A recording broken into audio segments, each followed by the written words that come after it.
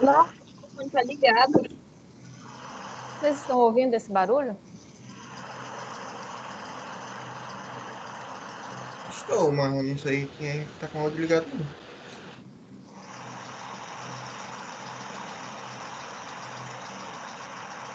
Por favor, verifiquem aí quem está com o áudio ligado, que está fazendo barulho aqui que atrapalha.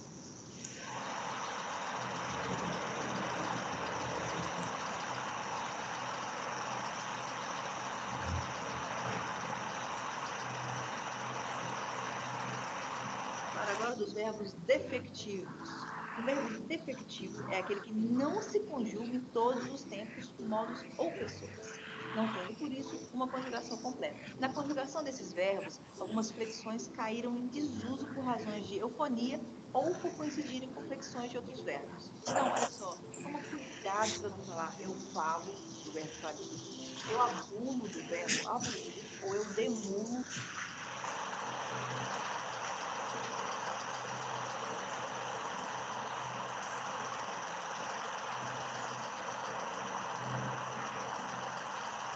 Não sei se é o vídeo, eu vejo esse vídeo, Júlia, em casa, e não tem esse barulho, não sei o que é isso.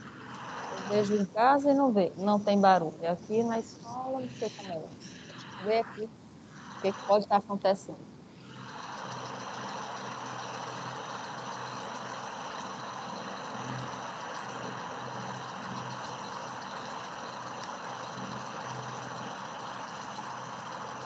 Não é ideia.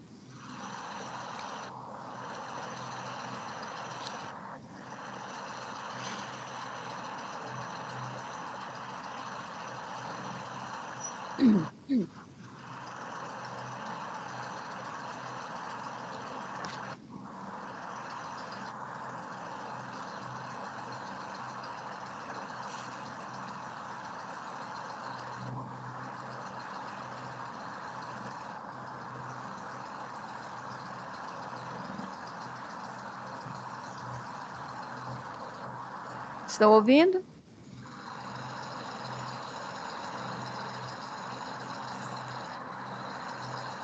Vou mutar o meu para ver.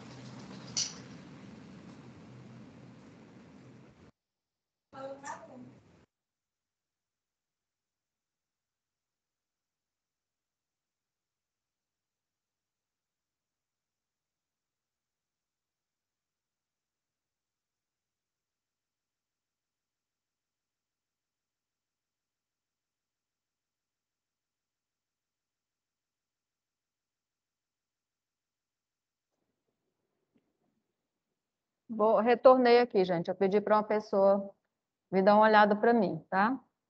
Se for algum de vocês que estiver fazendo essa graça para atrapalhar a aula, não faça não. Se ausente da aula. Se ausente. Vá dormir, mas não atrapalha não, tá? A gente tem pouco tempo para fechar conteúdo aqui desse Bernoulli 4. Não dá para a gente ficar perdendo tempo com brincadeira. Vou voltar para o vídeo.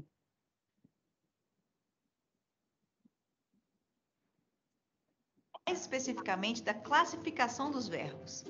Quer aprofundar seus conhecimentos sobre essa classe gramatical? Então vem com a gente!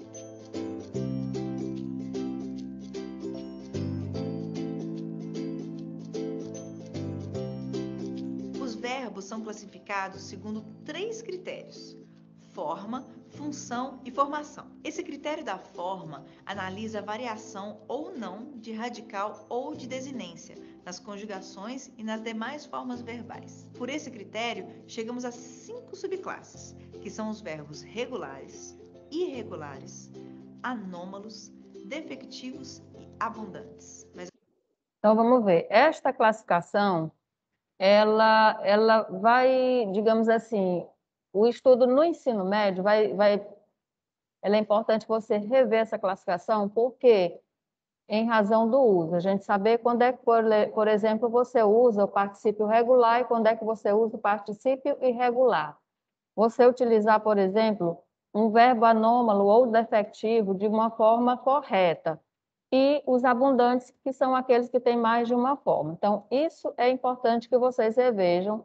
A nossa gramática aqui do Bernoulli não traz essa classificação com detalhes, mas vocês devem buscar lá na gramática do ano passado, que tem tudo bem organizado, né, numa sequência de informação que é apropriada e também com detalhes que são importantes para vocês. Calma, que a gente vai falar de cada um deles. Os verbos regulares são aqueles que não apresentam modificações no seu radical em qualquer uma das suas formas. Nesses verbos, a desinência verbal são as mesmas para todos os verbos regulares daquela conjugação. Na nossa língua, os verbos cantar, vender e partir constituem as formas modelares, ou seja, padrões, para sua respectiva conjugação. São os paradigmas. Já os verbos irregulares sofrem alterações no seu radical e ou no padrão de desinências daquela conjugação. Os verbos anômalos são, na verdade, um grupo especial de verbos irregulares. Eles são classificados à parte, porque apresentam irregularidades acentuadíssimas, como o desaparecimento do radical. São 2 na língua portuguesa: ser e ir. Esses 2 verbos apresentam grandes modificações ao serem conjugados nos diferentes tempos verbais. Vamos falar agora dos verbos defectivos. Um verbo defectivo é aquele que não se conjuga em todos os tempos, modos ou pessoas, não tendo, por isso, uma conjugação completa. Na conjugação desses verbos, algumas flexões caíram em desuso por razões de eufonia ou por coincidirem com flexões de outros verbos. Então, olha só, toma cuidado para não falar eu falo do verbo falir, eu abulo do verbo abolir ou eu demulo do verbo demolir. Na dúvida, se a forma existe ou não, consulte o dicionário. Tem vários bons sites de conjugação verbal hoje em dia também, vale a pena dar uma olhada. Também são considerados defectivos verbos impessoais, que são conjugados apenas na terceira pessoa do singular e que não têm sujeito. Geralmente, eles indicam o fenômeno da natureza. Os verbos unipessoais também são considerados defectivos, pois são conjugados apenas na terceira pessoa do singular e plural. Normalmente, eles expressam vozes dos animais. Falando agora dos verbos abundantes. Esses verbos apresentam mais de uma forma para a mesma pessoa, como o verbo haver, embora suas outras formas estejam quase em desuso. Porém, o mais comum é os verbos abundantes apresentarem 2 formas para o particípio, uma regular e a outra... Vocês lembram, gente, que o particípio regular e o irregular, quando a gente está utilizando numa locução verbal, eles são acompanhados por 2 verbos auxiliares. Quem lembra? No regular, a gente usa qual verbo? Quais verbos auxiliares? Vocês não lembram mais?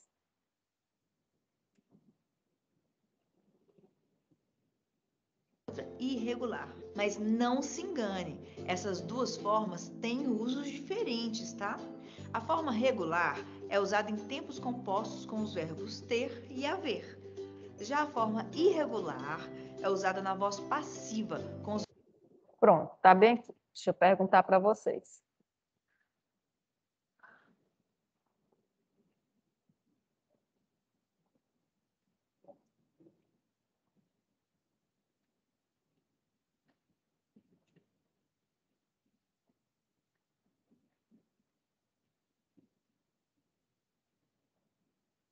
Laura, agora que eu estou lendo aqui que que você digitou, tá? Eu já mandei ali, eu pausei aqui nossa aula porque eu fui falar ali com o pessoal para ajudar a ver o que estava acontecendo e já foi repassado para o expedito para ver qual é o engraçadinho que está fazendo isso e atrapalhando o andamento do trabalho, tá? Não se preocupe não. Estou aqui na aula, Nádia. Qualquer coisa. Tá bom. Uhum. Você viu aí o que a Laura botou? Sim. Pois é, então vamos dar um andamento. Gente, olha, só lembrando aqui, o que a gente acabou de ver no vídeo é o uso do particípio regular e irregular. Quando é que você usa o particípio regular? Quando a gente tem uma locução, quando você usa o regular, você usa no auxiliar os verbos ter e haver. E quando for o particípio irregular, são os verbos ser e estar, tá? Isso significa o quê? Que em alguns momentos as pessoas ficam em dúvida se é o ter ou haver ou ser ou estar com a forma regular ou irregular.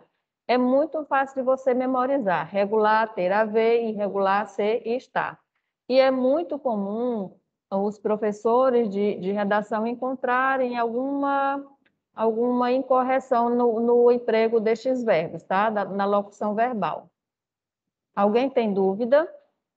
Existem verbos que as pessoas usam como particípio irregular que a gente não usa de forma alguma, tá? Vamos ver bem aqui o exemplo que ela vai dar. Os verbos ser e estar, ou como adjetivos. Quanto ao critério função, Não os verbos são classificados em principal e auxiliar.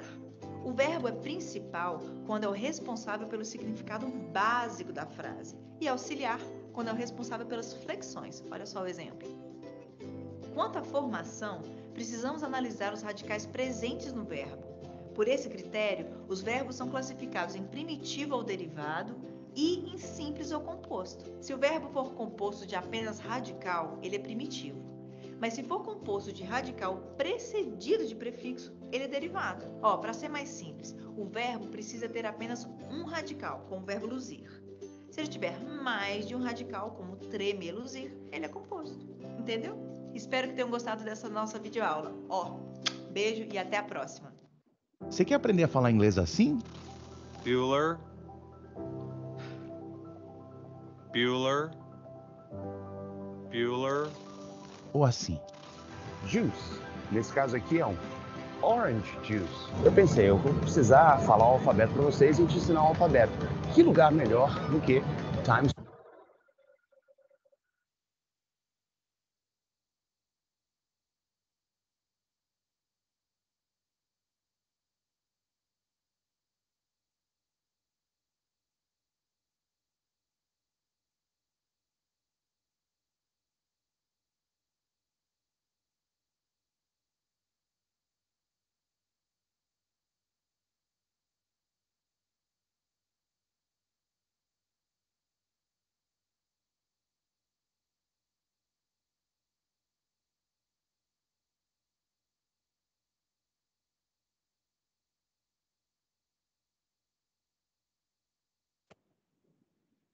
Voltei aqui, gente.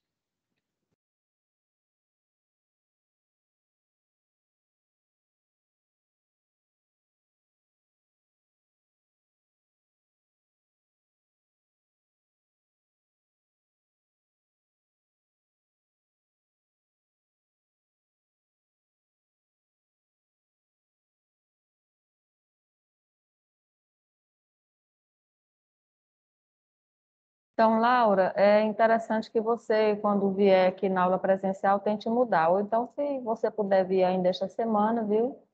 Porque Eu vou viajo aí 4 horas por causa da crisma, eu aproveito e mudo. Então, esse vídeo que eu passei para vocês, é importante que vocês assistam novamente em casa, tá? E agora eu vou compartilhar a página 101, que a gente vai estudar agora o emprego dos tempos e modos verbais.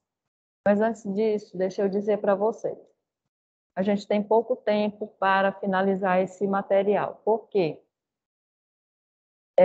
A gente tem alguns feriados, além dos simulados, que vocês sabem que às vezes o simulado pega a aula, não sei como é que vai ser agora, mas em algum momento pode ser que pegue nossa aula, e tem os feriados, e a gente tem ainda 3 outras classes gramaticais para trabalhar, o advérbio, a conjunção, a preposição, ainda tem interjeição, mas interjeição é um passant, bem rapidinho.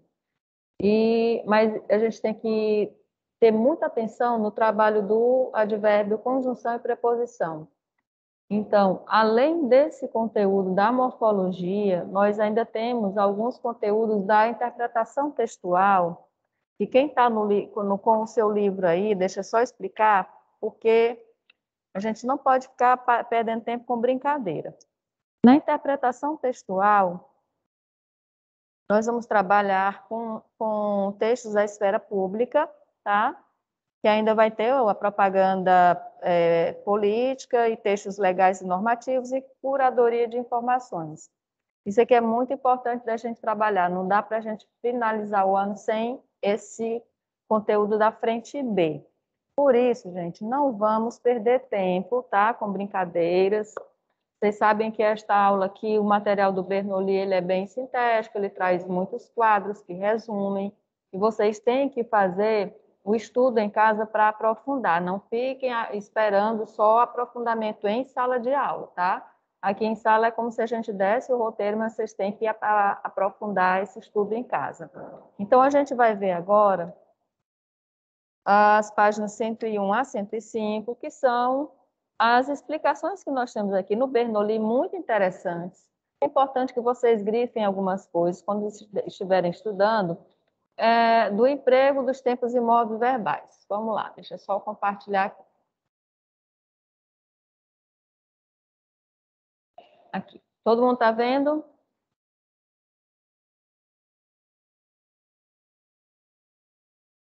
Sim. Vamos lá. O estudo dos verbos não pode se limitar apenas à análise estrutural, ou seja, a conjugação, né? Qual o radical, quais são as desinências, não é só isso. Isso é importante, gente? É muito importante. A escolha do tempo e do modo verbal a serem utilizados gera impacto no sentido da frase.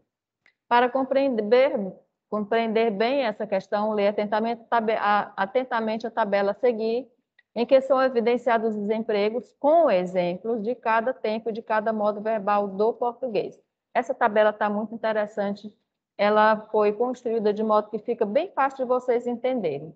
Mas vamos lembrar que quando a gente estava trabalhando a semana passada, o texto publicitário, vocês lembram que a gente fez análise de enunciados do texto publicitário, de título de texto publicitário, em que o emprego do verbo deu um sentido mais apropriado para a intenção do enunciador, que é a empresa de publicidade que fez a campanha. Quem lembra do verbo que a gente utilizou? Eu não estou aqui com meu texto, meu livro 3.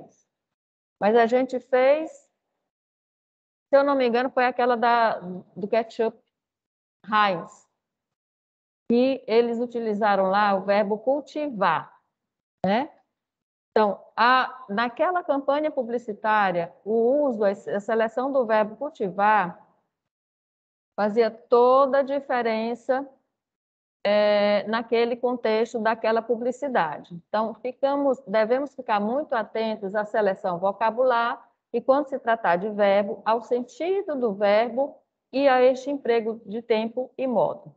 Então, só relembrando, eu sei que vocês já sabem disso, quais são as características, né, dos tempos indicativo, subjuntivo e imperativo. Indicativo vai sempre dar aquela ideia de uma ação certa, né, acabada, mas certa, e o subjuntivo vai trazer para o teu contexto de enunciação aquela ideia de possibilidade. Aqui eu estou falando bem resumidamente. O imperativo, uma ordem, um conselho, um pedido. Vamos lá. Então, vamos lá. Quais são os tempos do indicativo? São 6, né? O presente, os pretéritos e os futuros. E no subjuntivo, são 3. Indicativo 6, no subjuntivo 3. Só que a gente vai ter tempo simples e tempo composto. Então, vamos ver os sentidos. O que diferencia o emprego do tempo simples e o emprego do composto, gente? É o sentido que você quer estabelecer na sua frase. Vamos ver aqui, inicialmente, o presente. O presente vai enunciar um fato atual. Disso vocês sabem, né? Que ocorre no momento em que se fala. A gente chama de presente momentâneo. Mas existe, gente, outros presentes, né? O presente durativo, que está bem aqui no item 2, o presente frequentativo, que está no item 3, e o presente histórico ou narrativo, que está no item 4. Só por essa denominação, vocês sabem me dizer o que seria o presente momentâneo, durativo, frequentativo e o narrativo?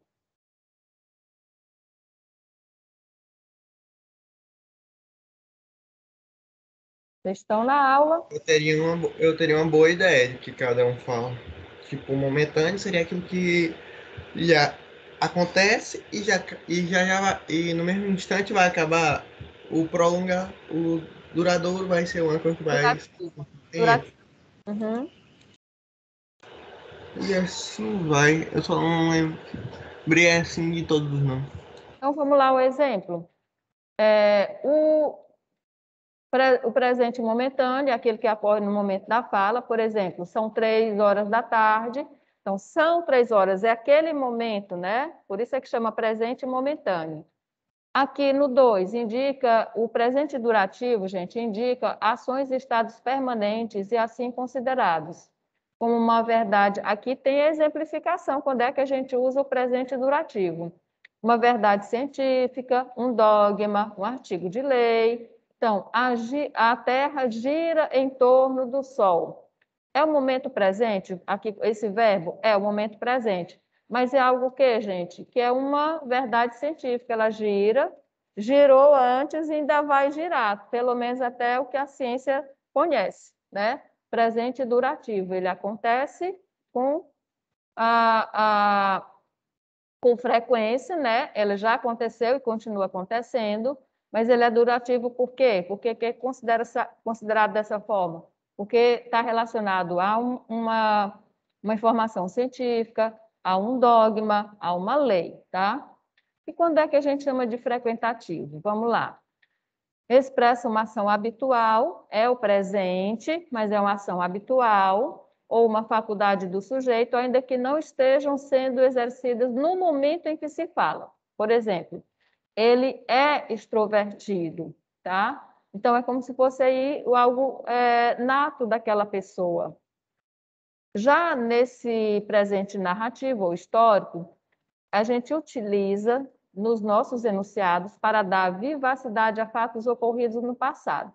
O fato ocorreu no passado, mas a gente utiliza no presente para dar o quê? Aquela ideia de que você quer enfatizar, dar uma vivacidade àquela ação ocorrida. Por exemplo, caravelas portugueses distanciam-se no horizonte rumo a um novo mundo. Claro que isso aqui, esses caravelas, isso já aconteceu, mas o verbo está sendo utilizado no presente, ó. Distanciam-se, inicia-se uma nova fase da história da humanidade. Por que foi usado aqui esse tempo verbal? Para trazer lá do passado como se fosse algo acontecido agora. E nós temos, por último, a marcação do fato futuro, mais um futuro próximo, para impedir ambiguidades e faz-se acompanhar geralmente uma adjunta adverbial. Amanhã mesmo vou à escola do bairro e faço a sua matrícula. Então, o presente é muito simples da gente entender. Vocês devem grifar aí no material de vocês essas expressões, o momentâneo, durativo, frequentativo, narrativo, tá? Vamos lá, continuar. Os pretéritos do tempo do indicativo, gente. O que é o pretérito? É o passado. Só que aqui no pretérito, a gente tem o pretérito perfeito, o imperfeito e mais que perfeito. Como é que a gente vai diferenciar morfologicamente? Pela forma. As desinências, né? As terminações verbais, que a gente vai identificar quando a gente tem as conjugações de verbos regulares. Por que a gente identifica com facilidade nos regulares? Porque eles seguem um modelo, né? Uma regra. Então, o pretérito perfeito simples indica uma ação que se produziu em certo momento do passado, descreve o passado tal como ele aparece a um observador situado no presente. Eu estou aqui no presente e o fato aconteceu no passado. Pronto. Mas tem aqui, a partir do pretérito, a gente vai ter a forma composta. Vamos entender a diferença entre o simples e o composto. Aqui na exemplificação do simples tem: entrei bruscamente na sala de reuniões e explicitei minha indignação. Então, eu estou no presente, mas eu estou falando de algo que eu fiz no passado, algo acabado, tá? Vamos para o tempo composto. Formado pelo verbo auxiliar no presente do indicativo. Então, tempo composto é porque são dois verbos, né? Uma locução verbal. Ele é formado pelo verbo auxiliar no presente do indicativo e pelo verbo principal no particípio passado. Expressa um fato repetido ou contínuo, aproximando-se do presente. Então, vamos lá de ver a diferença, gente. Pretérito perfeito, tempo simples. Eu estou no presente situando algo que já ocorreu, finalizado no passado. Pretérito perfeito composto, locução verbal, tá? O verbo auxiliar no presente e o verbo principal no particípio. Qual é o sentido do composto?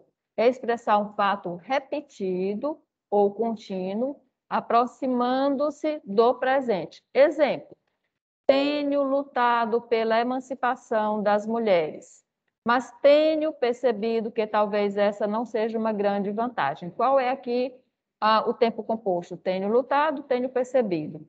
Verbo auxiliar no presente, tenho. E os verbos principais no particípio, lutado e percebido. Vejam a diferença de sentido, gente. Entrei e explicitei. Tempo simples. É uma ação ocorrida no passado e finalizada. Tempo composto. A ação ocorreu no passado, mas dá a ideia no tempo composto, gente, que há uma repetição, uma continuidade. Ó. Tenho lutado. Eu comecei a lutar pela emancipação no passado, mas é como se eu tivesse o quê? A ideia é como se eu tivesse continuado essa ação de luta pela emancipação das mulheres. Alguma dúvida, gente, sobre isso? Tempo composto. O tempo composto não é meio parecido demais com o pretérito imperfeito, não? Só que ele seria... Então... Sim, a gente está falando... Quem falou foi o André? Foi. André, tudo é pretérito perfeito. Ó, aqui pretérito perfeito, só que o pretérito perfeito ele tem o tempo simples e tem o composto, mas tudo é pretérito perfeito. Só que quando você seleciona, você usa no teu enunciado o pretérito perfeito, o tempo simples, só com o verbo principal, você vai ter a ideia mais daquele fato passado acabado. Quando a gente usa o tempo composto, ou seja, na locução verbal, é um tempo pretérito, certo? Acabado, mas que dá a ideia que aqui é o sentido, preste atenção. É o sentido que se estabelece no nosso enunciado. Quando eu digo, eu tenho lutado pela emancipação das mulheres, André, se eu digo, eu tenho participado das ações do governo.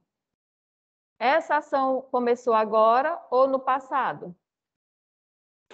No passado. E quando eu uso eu lutei pelo governo, nas ações do governo. A ideia é o quê? Lutei, pretérito perfeito. Eu fiz isso no passado e que já finalizei. Você concorda? Sim, mas isso não seria muito parecido com um pretérito imperfeito? Ah, tá.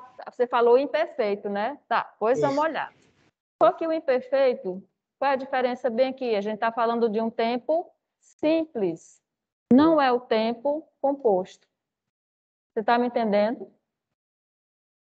Aqui você tem a construção com uma locução verbal. No imperfeito não é locução verbal, é o tempo simples. Vamos lá, ver aqui o imperfeito. Aqui nós temos 5 informações sobre o imperfeito, que ele vai descrever o que era corriqueiro, presente na época passada, ele fumava, terminação vá, que é do pretérito imperfeito, indica ações simultâneas, a que estava se processando quando sobreveio outra, quando nos aproximávamos da praia, uma onda mais forte virou a pequena embarcação. Isso aqui, gente, do item 2, é um item que você pode estudar no paralelismo sintático. Vocês podem até marcar aí, botar a lápis, né, do lado, paralelismo sintático. Se assim, a gente tem num período composto essas ações simultâneas, vocês têm que ver qual é a forma verbal, o tempo e o modo que você vai utilizar. Aí depois a gente tem que denota uma ação passada habitual ou repetida, que é o imperfeito frequentativo. Talvez você esteja, quando você citou a similaridade com o pretérito imperfeito, seja isso aqui, ó. Se ele vinha visitá-la em dias de semana, ela sentia-se a mais amada. Não, aqui está no pretérito ainda. No 4, designa fatos passados concebidos como contínuos e permanentes. Todas as tardes sentava-se na mesma poltrona e lia os jornais do dia. André, é mais ou menos essa ideia aqui do item 4 que você estava Sim, fazendo referência, é a ideia do 4. do 4. Então, vamos analisar, André, a ideia do 4. Designa fatos passados concebidos, né, como contínuos e permanentes. E aqui, no composto, no pretérito perfeito composto, o que é que tem? É como se fosse também repetido ou contínuo. Só que aqui, você está usando a terminação verbal do pretérito, tá? Composto, pretérito perfeito composto, ou seja, é uma locução verbal. Aqui não é a locução verbal, embora traga mais ou menos o mesmo sentido, certo? Certo. Então, gente, olha, a aula já está terminando. Fica para vocês fazerem análise desse quadro. Em outro momento, a gente volta no que for necessário, retomar.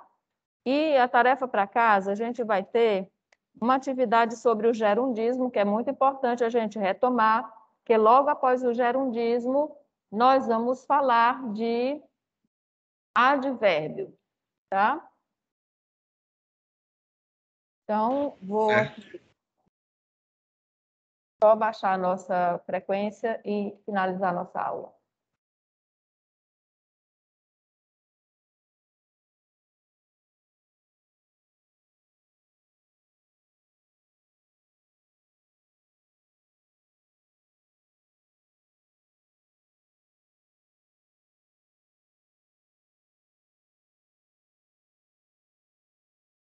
Então, até quinta-feira. Quarta-feira, aliás.